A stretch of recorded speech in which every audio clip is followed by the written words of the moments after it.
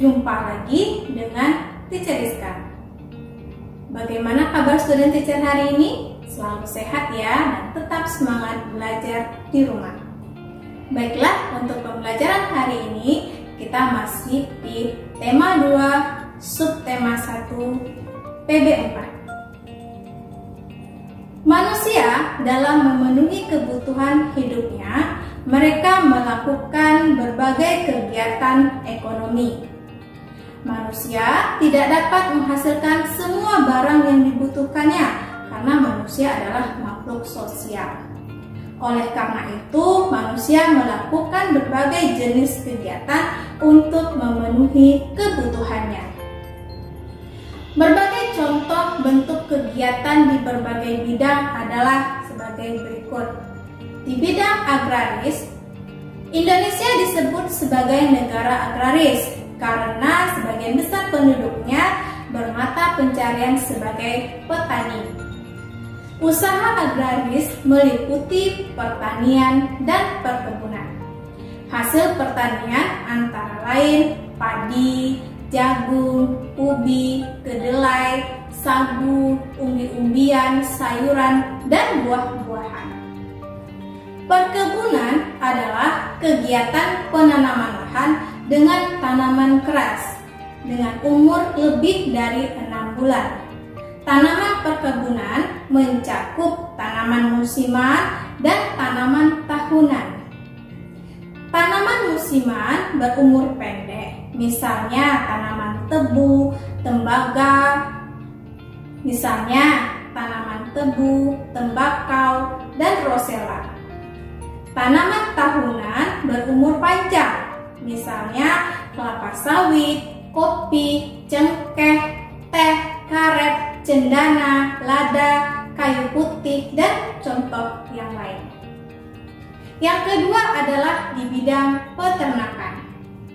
Peternakan adalah usaha budidaya hewan yang diambil hasilnya. Hasil peternakan terdiri atas daging, telur, susu, kulit, dan bulu.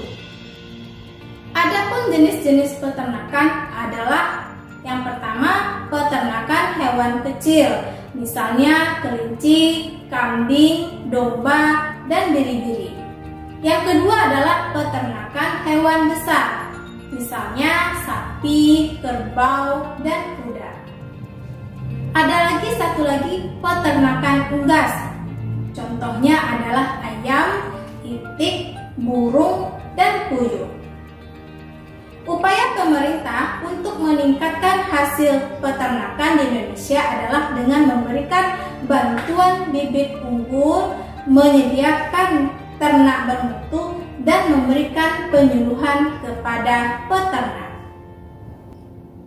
Yang ketiga adalah usaha perikanan. Perikanan darat adalah usaha memelihara ikan di perairan darat.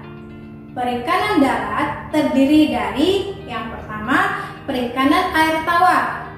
Dilakukan di sungai, di danau, rawa, waduk, sawah, dan kolam. Ikan yang dibudidayakan contohnya ikan lele, nila, mujair, gurami, dan ikan mas. Kemudian perikanan air payau. Biasanya dilakukan di tambak di pinggir pantai. Jenis ikan yang dibudidayakan adalah bandeng. Selanjutnya adalah perikanan laut. Perikanan laut adalah usaha penangkapan ikan di pantai atau di laut.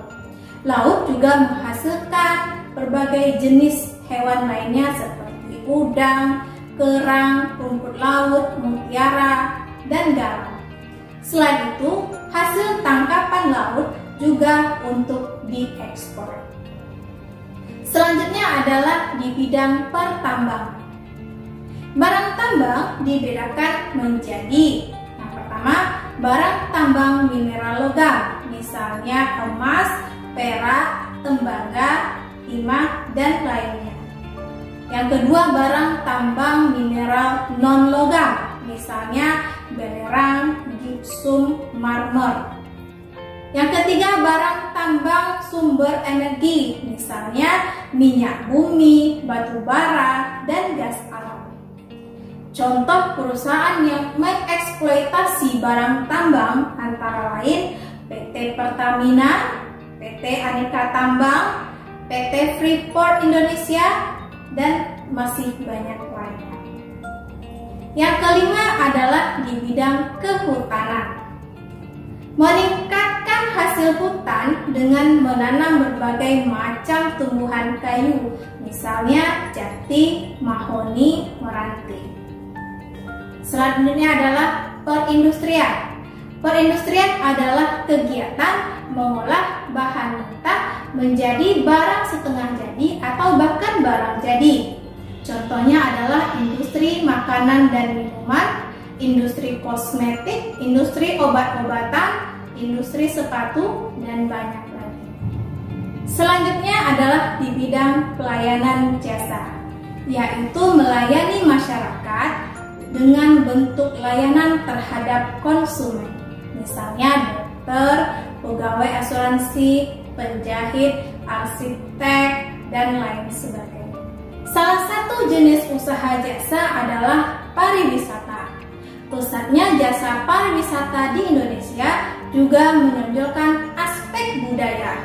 Contohnya, objek wisata alam adalah danau, pantai, bukit, pegunungan, gunung, suaka alam, serta fauna. Contoh objek wisata budaya adalah kesenian daerah, upacara adat, keraton, dan candi. Usaha-usaha di bidang jasa pariwisata antara lain: yang pertama, pengelolaan jasa penginapan, misalnya hotel, motel, wisma, dan lain-lain. Yang kedua, usaha penjualan barang cindramata atau souvenir. Yang ketiga, penyedia jasa pemandu wisata. Yang keempat, penyedia jasa pariwisata dan transportasi seperti tour dan travel. Baiklah student teacher, cukup sekian pembelajaran kita hari ini. Mudah-mudahan student teacher bisa paham dengan apa yang sudah teacher sampaikan. Tetap semangat belajar di rumah. Sampai jumpa.